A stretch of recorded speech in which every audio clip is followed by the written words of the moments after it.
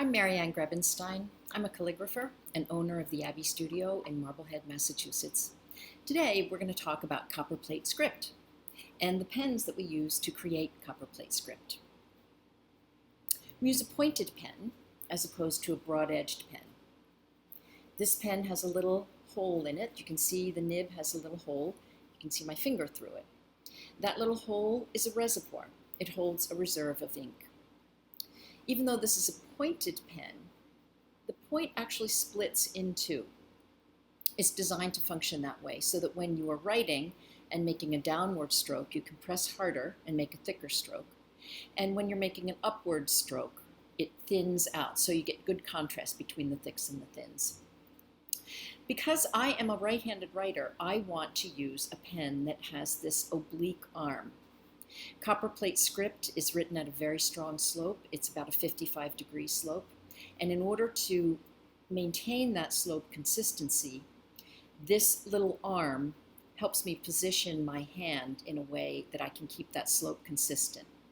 However, if I were a left-handed writer, I would not want that oblique arm. I would probably prefer a straight handle to the oblique because of using my left hand instead of my right hand. Okay, let's get started. So here's my pointed pen. You can see the two prongs split apart when pressure is applied.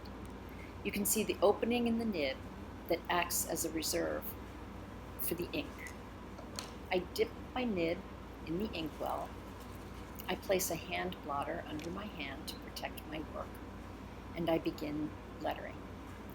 One of the most characteristic elements of Copperplate script lettering is good contrast between the thicks and the thin strokes. That's part of the beauty of this flexible pointed pen nib. Because of its flexibility, when you press down, you get a very thick stroke because those two prongs of the pen spread apart.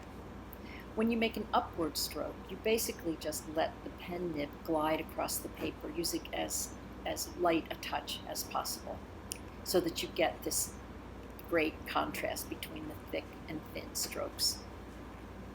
One thing that's not evident in this video is that I am working with my paper at a slope on a drawing table, and I have the paper tilted slightly.